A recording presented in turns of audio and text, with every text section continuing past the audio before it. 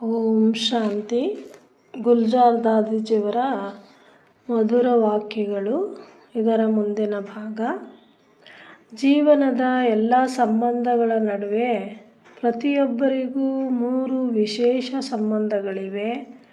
ಇದೀಗ ಆ 3 ಸಂಬಂಧಗಳು ಒಬ್ಬ ಬಾಬಾನೊಂದಿಗೆ ಇಟ್ಕೋಬೇಕು ಅಂತಾರೆ. ಅಂದರೆ ತಂದೆ, ಗುರು, ಶಿಕ್ಷಕರಾಗಿ. ಬಾಬಾ ನನ್ನ ತಂದೆ, ಗುರು ಮತ್ತು ಸದ್ಗುರು. ಆದ್ದರಿಂದ ನಾವು ಬಾಬಾರೊಂದಿಗೆ ವಿಶೇಷ ಸಂಬಂಧವನ್ನು ಬೆಳೆಸಿಕೊಂಡಾಗ ನಾವು ಅವರು ನೆನಪಿನಲ್ಲಿ ಮುಳುಗೋಗಿರ್ತೀವಿ. ನೆನಪು ಅಥವಾ ಜ್ಞಾನದಲ್ಲಿ ಮಾಯೆಯು ನಮ್ಮನ್ನು ತುಂಬ ಸತಾಯಿಸ್ತಾ ಇರುತ್ತೆ ಎಂದು ತಿಳಿದಿರುವ ಕಾರಣ ನಾವು ದ್ವೇಷಿಸಬೇಕಾಗಿಲ್ಲ. ನಾವು ಎಲ್ಲ ಗುಣಗಳಿಂದ, ಶಕ್ತಿಗಳಿಂದ ತುಂಬಿದ್ದೇವೆ. ಆದರೆ ಆ ಗುಣಗಳು ಸರಿಯಾದ ಸಮಯದಲ್ಲಿ ಸೂಕ್ತವಾಗಿ ಬರಬೇಕು ಅಂತ ಹೇಳ್ತಿದ್ದಾರೆ ದಾದಿಜಿಯವರು. ಬಾಬಾರು ನಮಗೆ ತಂದೆ, ಗುರು, ಶಿಕ್ಷಕರಾಗಿ, ತಂದೆಯಾಗಿ, ಟೀಚರಾಗಿ, ಸದ್ಗುರುವಾಗಿ ಸಿಕ್ಕಿದ್ದಾರೆ. ಅವರ ಶಕ್ತಿಗಳು, ಗುಣಗಳು ನಮ್ಮಲ್ಲಿ ತುಂಬಿದೆ ಅಂದಮೇಲೆ ಆ ಗುಣಗಳು ಸರಿಯಾದ ಸಮಯದಲ್ಲಿ ಸೂಕ್ತವಾದ ರೀತಿಯಲ್ಲಿ ಬಳಕೆಗೆ ಬರಬೇಕು ಅಂತ ದಾದಿಜಿಯವರು ಹೇಳ್ತಾ ಇದ್ದಾರೆ. ನಾವು ಬಾಬಾರವರನ್ನು ಸರ್ವಶಕ್ತಿವಂತ ಅಂತ ಹೇಳುತ್ತೇವೆ. ನಂತರ ನಾವು ಸಹ ಮಾಸ್ಟರ್ ಸರ್ವಶಕ್ತಿವಂತ. ಆದರೆ ಪ್ರತಿಯೊಂದು ಶಕ್ತಿಯು ಸರಿಯಾದ ಸಮಯದಲ್ಲಿ ಉಪಯೋಗಕ್ಕೆ ಬರಬೇಕು ಅಂತ ದಾದಿಜಿಯವರು ಹೇಳ್ತಾ ಇದ್ದಾರೆ. ಅದನ್ನು ಸಮಯಕ್ಕೆ ಸರಿಯಾಗಿ ಬಳಸದೇ ಇದ್ದರೆ ನಾವು ವಿಜಯಶಾಲಿಯಾಗಲು ಸಾಧ್ಯವಾಗುವುದಿಲ್ಲ. ಆದ್ದರಿಂದ ಅಧಿಕಾರವು ಸಮಯಕ್ಕೆ ಬಳಸಲ್ಪಡುತ್ತದೆ ಎಂಬುದು ಮಾಸ್ಟರ್ ಸರ್ವಶಕ್ತಿವಂತನ ಅರ್ಥ. ಅಂದರೆ ನಾವು ಮಾಸ್ಟರ್ ಸರ್ವಶಕ್ತಿವಂತ ಅಂದ ಮೇಲೆ ನಮ್ಮ ಅಧಿಕಾರ, ನಮ್ಮ ಶಕ್ತಿಗಳನ್ನು, ಗುಣಗಳನ್ನು ಸಮಯಕ್ಕೆ ಸರಿಯಾಗಿ ಬಳಸಲ್ಪಡಬೇಕಾಗತ್ತೆ ಅಂತ ದಾದಿಜಿಯವರು ಹೇಳ್ತಾ ಇದ್ದಾರೆ. ಮನಸ್ಸು ನನ್ನದು ಅಂದರೆ ನಾನೇ ಯಜಮಾನ. ನನ್ನ ಮನಸ್ಸಿಗೆ ನಾನೇ ಮಾಲೀಕ ಆಗಿದ್ದೇನೆ. ನಾವು ಯಾವುದನ್ನಾದರೂ ನನ್ನದು ಎಂದು ಕರೆದರೆ ಆ ವಸ್ತುವಿನ ಮಾಲೀಕ ನಾನು. ನನ್ನ ಮನಸ್ಸಿಗೆ ತೊಂದರೆ ಆದರೆ ಅದು ನನ್ನದು. ನಾನು ಬೇರೆ ಮತ್ತು ನನ್ನದು ಬೇರೆ. ಹಾಗಾಗಿ ಮನಸ್ಸು ಏನೇ ಮಾಡಿದರೂ ಮಾಲೀಕ ಸರಿಯಾಗಿದ್ದರೆ, ಅದನ್ನು ಚೆನ್ನಾಗಿ ನೋಡಿಕೊಂಡರೆ ಅವನು ಸರಿಯಾಗಿರಲು ಸಾಧ್ಯ ಅಂತಾರೆ. ಮನಸ್ಸಿನ ಮೇಲೆ ನಾವು ಮಾಲೀಕರಾಗಬೇಕು. ನಾನು ಆತ್ಮ ಮನಸ್ಸನ್ನು ನಡೆಯುವ ಮಾಲೀಕ ಅಂದಾಗ ಮಾತ್ರ ನನ್ನ ಮನಸ್ಸು ಸರಿಯಾದ ರೀತಿಯಲ್ಲಿ ನಡೆಸೋಕ್ಕೆ ಸಾಧ್ಯ ಅಂತ ದಾದಿಜಿಯವರು ಹೇಳ್ತಾ ಇದ್ದಾರೆ. ಮಾಲೀಕರು ಏರಿಳಿತವನ್ನು ಮಾಡುತ್ತಿದ್ದಾರೆ. ಈಗ ನಾವೊಂದು ವ್ಯಾಪಾರ ಮಾಡುವಾಗ ಮಾಲೀಕರೇ ಸರಿಯಾಗಿಲ್ಲ ಅಂದರೆ ನಮ್ಮ ವ್ಯಾಪಾರ ವ್ಯವಹಾರ ಲಾಸ್ ಆಗಿಬಿಡುತ್ತೆ.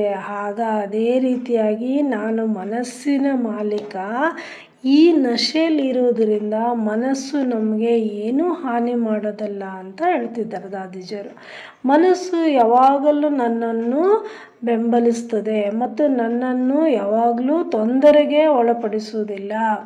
ನಾವು ನಮ್ಮ ಘನತೆಯನ್ನು ಮೀರಿದ್ದಾಗ ಅದು ನಮ್ಮ ಮನಸ್ಸನ್ನು ತೊಂದರೆಗೊಳಿಸುತ್ತದೆ. ನನ್ನ ಮನಸ್ಸಿನ ಯಜಮಾನನು ನಾನೇ ಎಂಬುದು ನನ್ನ ಹೆಮ್ಮೆ. ಆದ್ದರಿಂದ ಯಾವುದೇ ಸಮಸ್ಯೆ ಉಂಟಾದಾಗ ನಾನು ನನ್ನ ಸರಿಯಾದ ಸ್ಥಿತಿಯಲ್ಲಿದ್ದೇನೆ ಎಂದು ಪರಿಶೀಲಿಸಿ. ನನ್ನ ಸ್ವಮಾನ ಎಂದರೇನು? ಕೆಲವು ರೀತಿಯ ಆತ್ಮಗೌರವವನ್ನು ಸ್ವಮಾನವನ್ನು ನಾವು ನೆನಪಿಸಿಕೊಳ್ಳುವುದರಿಂದ ಮನಸ್ಸು ತನ್ನ ಹಿಡಿತದಲ್ಲಿ ಉಳಿಯುತ್ತದೆ. ಸದಾ ನಾನು ಯಾರು, ನನ್ನ ಸ್ಥಿತಿ ಏನು, ಅದನ್ನು ನಾವು ಗಮನಿಸಿಕೊಂಡಾಗ ಮನಸ್ಸು ನಮ್ಮ ಹಿಡಿತದಲ್ಲಿರುತ್ತೆ ಅಂತಾರೆ ದಾದಿಜಿಯವರು. ಮತ್ತು ಮನಸ್ಸು ಎಂದಿಗೂ ನಮಗೆ ಮೋಸಗೊಳಿಸುವುದಿಲ್ಲ. ಆದುದರಿಂದ ಮನಸ್ಸನ್ನು ಸರಿಪಡಿಸಲು ಬಾಬಾ ಹೇಳ್ತಾರೆ, ಅಮೃತ ವೇಳೆಯಿಂದ ನೀವು ಸ್ವಮಾನದಲ್ಲಿರಿ. ನಾನು ಯಾರು? ನನ್ನ ತಂದೆಯು ವಿಶ್ವ ಪರಿವರ್ತಕರಾಗಿದ್ದಾರೆ. ಹಾಗಾಗಿ ನಾನು ಸಹ ವಿಶ್ವ ಸೇವಾಧಾರಿ. ನಿಮ್ಮ ಆತ್ಮಗೌರವ ಯಾವುದಾದರೂ ಒಂದನ್ನು ನೀವು ಪ್ರತಿದಿನ ನೆನೆಸಿಕೊಂಡರೆ, ನಮ್ಮ ಸ್ವಮಾನವನ್ನು ನಾವು ದಿನದಲ್ಲಿ ಒಂದು ಸ್ವಮಾನವನ್ನು ನಾವು ನೆನಪಿಸಿಕೊಂಡರೆ ನಾವು ಇಡೀ ದಿನ ಅದೇ ನಶೆಯಲ್ಲಿ ಇರ್ಬೋದು. ನಾವು ತಂದೆಯ ಕಣ್ಣುಗಳ ಬೆಳಕು. ನಾವು ತಂದೆಗೇನಾಗಿದ್ದೀವಿ? ಬೆಳಕಾಗಿದ್ದೀವಿ. ನಾವು ವಿಶ್ವ ಪರಿವರ್ತಕರಾಗಿದ್ದೀವಿ. ನಾವು 3 ಸಿಂಹಾಸನಗಳ ಒಡೆಯ ಆಗಿದ್ದೀವಿ. ಇಂದು ಇಡೀ ದಿನ ಈ ಸ್ವಮಾನದಲ್ಲಿ ಇರುತ್ತೇನೆ. ಎಲ್ಲಿ ಆತ್ಮದ ನಾವು ಸ್ವಮಾನದಲ್ಲಿ ಇರ್ತೇವೋ ಅಲ್ಲಿ ದೇಹದ ಪ್ರಜ್ಞೆ ಬರಲ್ಲ ಅಂತ ದಾದಿಜಿಯವರು ಹೇಳ್ತಾರೆ. ನಾವು ದೇಹವನ್ನು ಜಾಗೃತವರಾದಾಗ ಮಾತ್ರ ಅದು ತೊಂದರೆಗೊಳಗಾಗುತ್ತೆ. ನಾವು ಯಾವಾಗ ದೇಹ ಅಭಿಮಾನದಲ್ಲಿ ಬಂದಾಗ ಮಾತ್ರ ನಾವು ತೊಂದರೆಗೆ ಸಿಕ್ಕಾಕೊಳ್ತೇವೆ. ನಾವು ನಮ್ಮ ಸ್ವಮಾನದಲ್ಲಿ ಇದ್ದರೆ ದೇಹ ಪ್ರಜ್ಞೆಯು ಕೊನೆಗೊಳ್ಳುತ್ತದೆ. ಸಂತೋಷವು ನಿಮ್ಮ ಮನಸ್ಸಿನಿಂದ ಎಂದಿಗೂ ಮರೆಯಾಗುವುದಿಲ್ಲ. ಯಾವಾಗ ನಾವು ಸ್ವಮಾನದಲ್ಲಿರ್ತೀವೋ ಆವಾಗ ನಾವು ಸಂತೋಷವಾಗಿರ್ತೀವಿ ಅಂತ ಹೇಳ್ತಿದ್ದಾರೆ ದಾದಿಜಿಯವರು. ಬಾಬಾ ನಮ್ಮನ್ನು ತುಂಬ ಅದೃಷ್ಟವಂತನಾಗಿ ಮಾಡಿದ್ದಾರೆ. ಏಕೆಂದರೆ ಸಂತೋಷವು ನಮ್ಮ ಜನ್ಮಸಿದ್ಧ ಅಧಿಕಾರ ಆಗಿದೆ. ಏಕೆಂದರೆ ಸಂತೋಷ ನಮ್ಮ ಸಂಪತ್ತು. ಸಂತೋಷಕ್ಕೆ ಸಮನಾದ ಸಂಪತ್ತು ಇಲ್ಲ ಎಂದು ಸಂತೋಷದ ಬಗ್ಗೆ ಹೇಳಲಾಗುತ್ತದೆ. ಆರೋಗ್ಯ, ಸಂಪತ್ತು ಮತ್ತು ಸಂತೋಷ ಎಲ್ಲವೂ ಒಟ್ಟಿಗೆ ಸೇರುತ್ತವೆ. ಆದ್ದರಿಂದ ಬಾಬಾ ಹೇಳ್ತಾರೆ, ಸಂತೋಷವಾಗಿರಿ ಮತ್ತು ಸಂತೋಷವನ್ನು ಹಂಚಿಕೊಳ್ಳಿ. ಸಂತೋಷವು ಹಂಚಿಕೊಂಡಾಗ ಅದು ನಮ್ಮನ್ನು ನಾವೇ ಬೆಳೆಸ್ದಂಗೆ. ಆದ್ದರಿಂದ ಸಂತೋಷವೇ ಹಣ, ಸಂತೋಷವೇ ಆಹಾರ, ಸಂತೋಷವೇ ನಿಧಿ, ಎಲ್ಲವೂ ಸಂತೋಷ. ಆದ್ದರಿಂದ ಯಾವಾಗಲೂ ಸಂತೋಷವಾಗಿರಿ. ಈ ಪದಗಳನ್ನು ಯಾವಾಗಲೂ ನೆನಪಿನಲ್ಲಿಡಿ. ಹಾಗಾಗಿ ಮನಸ್ಸು ನನ್ನದಾಗಿದ್ದರೆ ನನಗೆ ನಿಯಂತ್ರಿಸುವ ಮತ್ತು ಆಳುವ ಶಕ್ತಿ ಕೂಡ ಇರಬೇಕು. ಮನಸ್ಸು ನನಗೆ ಬೇಕಾದ ರೀತಿಯಲ್ಲಿ ಚಲಿಸಲಿ. ಏಕೆಂದರೆ ಬಾಬಾ ನನಗೆ 1 ಸೆಕೆಂಡ್ ವಿರಾಮದೊಳಗೆ 1 ಬಿಂದು ಹಾಕಬೇಕಾದ ಸಮಯ ಬರುತ್ತೆ. ನೋಡಿ, ಬಾಬಾ ಹೇಳ್ತಾರೆ 1 ಸೆಕೆಂಡ್ನಲ್ಲಿ ಬಿಂದು ಹಾಕುವಂಥ ಸಮಯ ಬರುತ್ತೆ. ಅದಕ್ಕಾಗಿ ಮನಸ್ಸು ನಮ್ಮ ಹಿಡಿತದಲ್ಲಿರಬೇಕು.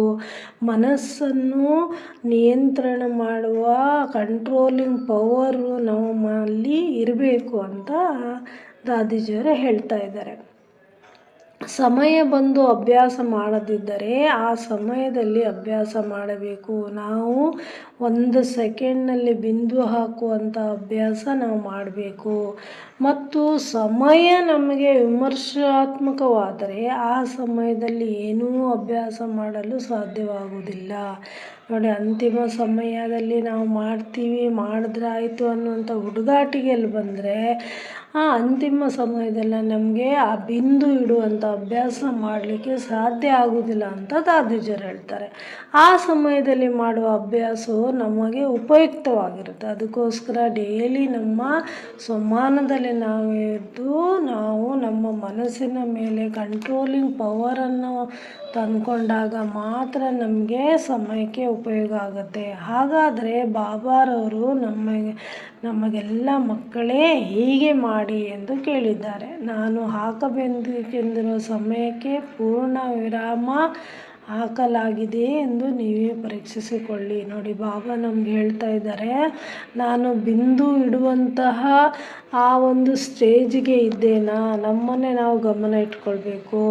ನಾವು ಡಾಟನ್ನು ಅನ್ವಯಿಸಿದರೆ ಮತ್ತು ಪ್ರಶ್ನಾರ್ಥಕ ಚಿಹ್ನೆ ಅಥವಾ ಆಶ್ಚರ್ಯದ ಮಟ್ಟು ಕಂಡು ಬಂದರೆ ಇದು ಸಂಭವಿಸಬಾರದು. ನಾನು ಬಿಂದು ಹಾಕಿದ್ದೇನೆ ಅನ್ನುವಂತಹ ಸ್ಥಿತಿಯಲ್ಲಿ ನಾನಿದ್ದೀನಾ ಅಥವಾ ಇನ್ನೂ ಪ್ರಶ್ನೆಗಳಲ್ಲಿ ನಾನು ಸಿಕ್ಕಾಕೊಂಡಿದ್ದೀನಾ? ಈ ರೀತಿ ಆಗಬಾರ್ದು ಅಂತ ಹೇಳ್ತಿದ್ದಾರೆ ದಾದಿಜಿಯವರು. ಇದಕ್ಕೆ ಸಾಕಷ್ಟು ಅಭ್ಯಾಸದ ಅಗತ್ಯವಿದೆ. ನಿಮ್ಮ ದೈನಂದಿನ ದಿನಚರಿಯ ಪ್ರಕಾರ ನಿಮ್ಮ ಮನಸ್ಸಿನ ವೇಳಾಪಟ್ಟಿಯನ್ನು ಮಾಡಿ ಅದನ್ನು ಮತ್ತೆ ಮತ್ತೆ ಪರಿಶೀಲಿಸಿ ಚೆಕ್ ಮಾಡಿ ಅದಕ್ಕೆ ಅನುಗುಣವಾಗಿ ಮುಂದುವರಿಯಿರಿ. ಏಕೆಂದರೆ ಮೂಲ ವಿಷಯನೇ ಮನಸ್ಸು. ಒಳ್ಳೆಯದು ಮನಸ್ಸಿಗೆ ಬರುತ್ತದೆ ಮತ್ತು ಕೆಟ್ಟದ್ದು ಕೂಡ ಮನಸ್ಸಿಗೆ ಬರುತ್ತದೆ. ದಾದಿಜಿಯವರಲ್ಲಿ ಹೇಳ್ತಾರೆ, ಎಲ್ಲದಕ್ಕೂ ಕಾರಣ ನಮ್ಮ ಮನಸ್ಸು. ಮನಸ್ಸಿನಲ್ಲೇ ನಮ್ಮ ಕೆಟ್ಟ ಸಂಕಲ್ಪವೂ ಬರುತ್ತೆ, ಒಳ್ಳೆಯ ಸಂಕಲ್ಪಗಳು ಬರುತ್ತೆ. ಆ ಮನಸ್ಸಿಗೆ ಆಹಾರ ಯಾವುದು ಒಳ್ಳೆಯ ಆಲೋಚನೆಗಳು, ಶುಭ ಸಂಕಲ್ಪಗಳು ಅದೇ ಮನಸ್ಸಿಗೆ ಆಹಾರ ಆಗಿದೆ. ದೇಹದ ಆಹಾರವು ಹೇಗೆ ಸ್ಥೂಲವಾಗಿದೆಯೋ ಹಾಗೆ ಮನಸ್ಸಿನ ಆಹಾರವು ಕೂಡ ನಾವು ನಿರ್ಣಯ ಮಾಡಿಕೊಳ್ಬೇಕು.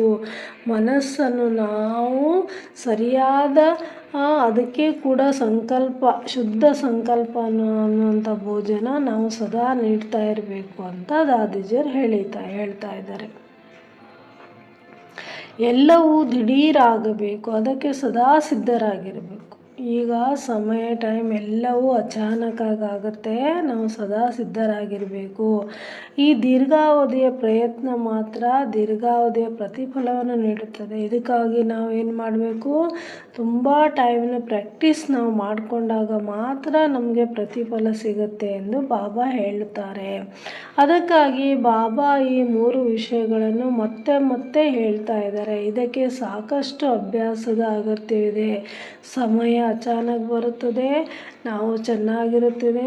ಈಗ ನಾನು ದೀರ್ಘಕಾಲ ಅಭ್ಯಾಸ ಮಾಡಬೇಕಾಗಿದೆ. ಏಕೆಂದರೆ ಪ್ರತಿ ಮಗು 21 ಜನ್ಮಗಳ ಸಂಪೂರ್ಣ ಆಸ್ತಿಯನ್ನು ಪಡೆಯಬೇಕು. 2-4 ಜನ್ಮಗಳು ಸಹ ಕಡಿಮೆ ಆಗಬಾರದು ಎಂದು ಬಾಬಾ ಹೇಳ್ತಾ ಇದ್ದಾರೆ. ನಮ್ಮ ಮೊದಲ ಜನ್ಮದಲ್ಲಿ ಶ್ರೀಕೃಷ್ಣನೊಂದಿಗೆ ರಾಸವನ್ನು ಮಾಡುವುದೇ ನಮ್ಮೆಲ್ಲ ಗುರಿಯಾಗಬೇಕು.